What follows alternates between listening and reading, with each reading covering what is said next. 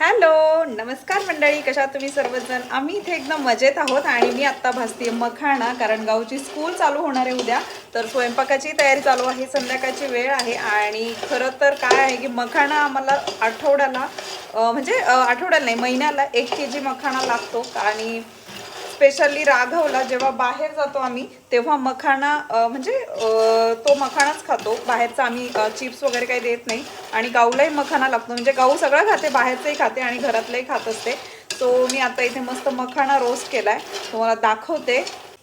तर अशा प्रकारे हळद, तूप आणि मीठ घालून रोस्ट केलाय. थोडासा करपलाय माझ्याकडनं तो, परंतु काही नाही. आणि तुम्हीही घेऊ शकत असाल, पॉसिबल असेल तुम्हाला मखाणा घेणं, तर तुम्ही नक्की मुलांना खायला घाला, कारण खूप हेल्दी असतो, खूप जास्त प्रोटीन असतं त्याच्यामध्ये आणि आपल्यासाठीही खूप हेल्दी आहे. आपली म्हणजे लहान मुलांच्यासाठी तर आहे स्पेशली, परंतु आपल्यासाठी खूप छान आहे मखाणा.